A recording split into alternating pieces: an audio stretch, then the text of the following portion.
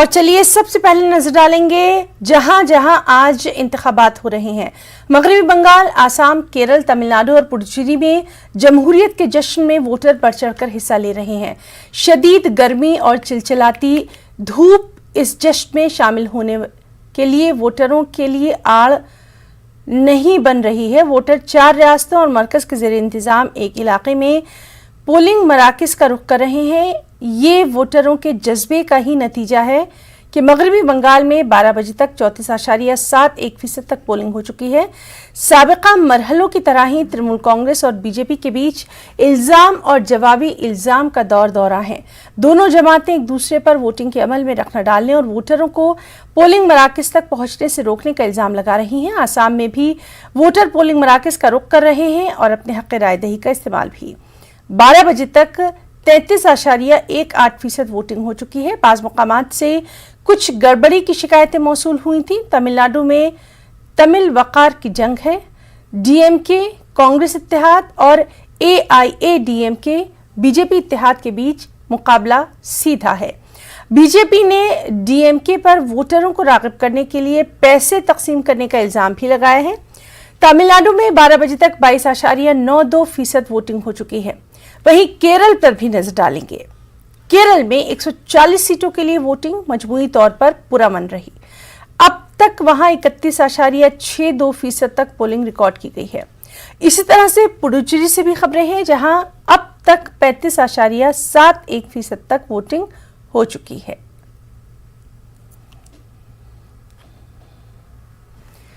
और मगरबी बंगाल पर भी नजर डालेंगे। मगरबी बंगाल में वोटिंग के दौरान तृणमूल कांग्रेस और बीजेपी एक दूसरे पर वोटिंग के अमल में रखना डालने का लगातार इल्जाम लगाते रहे हैं। रियासत के केनिंगपुरा में बीजेपी वर्कर ने तृणमूल हामियों पर वोट देने से रोकने का इल्जाम लगाया।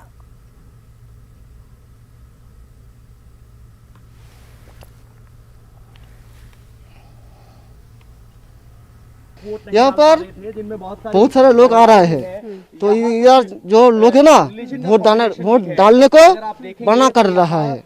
आप लोग वोट मत दीजिए। कौन मना कर रहा है? इधर बहुत सारे लोग हैं। अच्छा, टीएमसी का तो बहुत सारे लोग वापस चला गया, वोट नहीं डाल पाए। तो हम उधर रुके हैं। ऐसा लोग बता रहे हैं वोट दिए जाएंगे और मार खा के वापस आ जाइए। अच्छा। तो हम लोग सीआरपी पर जा रहे हैं। हम लोग सभी बोल रहे हैं क्या सर हम लोग वोट डालना है, हम लोग हमको प्रोटेक्शन दीजिए। तो लोग सीआरपीएफ को जो थोड़ी बोला था कि 10 मिनट पे हम आ रहे हैं, तो 10 मिनट का आया और हम कितने लोग थे आप? करीब 100 लोग वोट लाइन पे लग गए हैं। और बंगाल पुलिस ने कुछ नहीं कहा? बंगाल पुलिस को संग छिलो साथ में था और सीआरपी का जवान साथ में था। अच्छा। दोनों में बहुत अच्छा काम किया है, लेकिन हम लोग का वोट देना है और उसके बाद सही सलामत घर जाना है। अच्छा, और डर है कि आप डर तो। और चलिए सीधे रुख करेंगे एक बार फिर से हमारी साथी शबाना एजाज का, जो कि लगातार सुबह से हमारे साथ मौजूद हैं। शबाना, जिस तरह से लगातार सुबह से हम नजर रखे हुए हैं, कई मुकामात से एक बार फिर इस मरहले में भी बीजेपी और टीएमसी कारकुनों के बीच झड़प की खबरें लगातार आ रही हैं। साथ ही साथ इस सब के बीच में लोगों की बड़ी तादाद भी पोलिंग मराकज़ पर पहुंच रही है। साबिका मरहलों की तरह ही लंबी लंबी कतारें देखी जा रही हैं।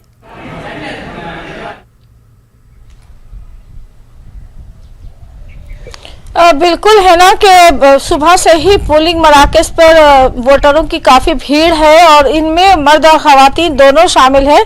ख़वातीन भी लाइन लगाकर अपनी बारी का इंतज़ार कर रही हैं। कई एक पोलिंग बूथों पर हमने देखा है कि जहां जो ईवीएम मशीन है वो देर से शुरू किया गया पोलिंग का अमल, क्योंकि ईवीएम मशीन ख़राब थी जिसकी वजह से लोगों को परेशानी हुई, लेकिन उसके बावजूद लोग लाइनों में खड़े हैं वोटर और अपने वोट डालने का इंतज़ार कर रहे हैं। लेकिन साथ ही साथ जिस तरह से सुबह के वक्त हम देख रहे थे कि पुरअमन तरीके से लोग वोट डाल रहे थे, उसके बावजूद कुछ ऐसे इलाके भी नजर आए जहां लोगों में डर और खौफ भी देखा गया है और लोगों का ये कहना है कि उन्हें मुख्तलिफ सियासी जमातें जो है वो के लोग जो है उन्हें वोट डालने से रोकने की कोशिश कर रहे हैं।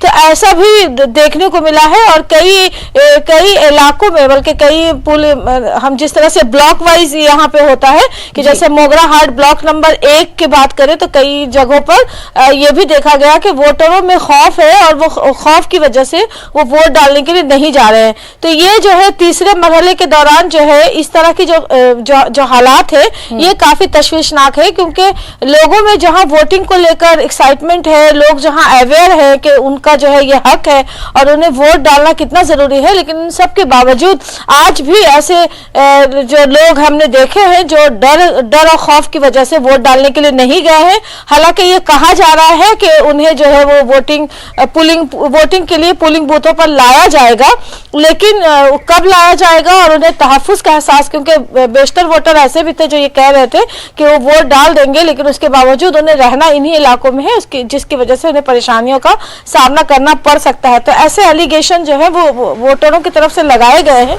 अब देखना यह है कि इलेक्शन कमीशन इस ताल्लुक से क्या कुछ हिदायत जारी करती है, क्योंकि अभी एक बड़ा लंबा वक्त है जो है वो वोट डाले जाएंगे, तो हो सकता है शाम के वक्त उनके लिए कुछ खास इंतजाम किए जाए। तो इस तरह की शिकायतें जो है वो दोनों ही पार्टियों की तरफ से की गई है और ये शिकायतें इलेक्शन कमीशन में जमा दी गई है। अब इलेक्शन कमीशन क्या कुछ इकदाम करती है ये खास होगा। और शबाना, अब हम थोड़ा सा आज जहां जहां चुनाव हो रहा है, इंतखाब हो रहा है, उन इलाकों के ताल्लुक से भी आपसे तफसीलात चाहेंगे। ये वो इलाके हैं जिन्हें खास तौर से टीएमसी का गढ़ माना जाता रहा है और इस बार अगर हम नजर डालें तो कहीं ना कहीं जहां टीएमसी और बीजेपी आमने सामने हैं, वहीं जो पीरजादा अब्बास सिद्दीकी हैं उनका नाम भी बार बार लिया जा रहा है कि वो भी टीएमसी का खेल यहां पर कुछ बिगाड़ सकते हैं। तमाम चीजों के ताल्लुक से आपसे तफसीलात चाहेंगे।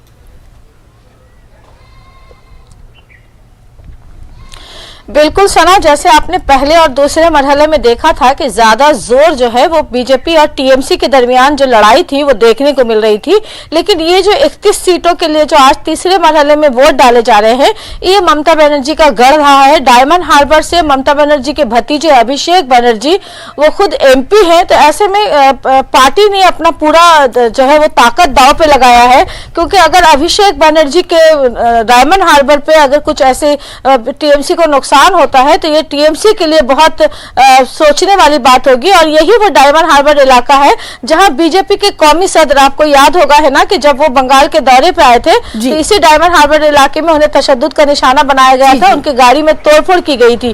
तो ये इलाका टीएमसी का गढ़ है, लेकिन अगर आज तीसरे मरहले में अगर आप वोटिंग के सियासी हालात का जायजा ले तो यहाँ तृणमूल कांग्रेस को जो सबसे ज्यादा परेशानी है वो है भाईजान से, क्योंकि जो नई सियासी जमात है ISF, Indian secular front, Abbas Siddiqui की जमात है, फुरफुरा शरीफ के से ये ताल्लुक रखते हैं, फुरफुरा शरीफ के पीर ज्यादा है, तो उनके लोगों का एक बड़ा, उनका जो समर्थकों का एक बड़ा जो है वो ग्रुप जो है वो इन इलाकों में है। और यहाँ से अब्बास शबाना, लगातार इसी मामले पर हम आपसे बातचीत भी जारी रखेंगे और थोड़ा सा इन इलाकों की तफसील भी हम अपने नाज़रीन तक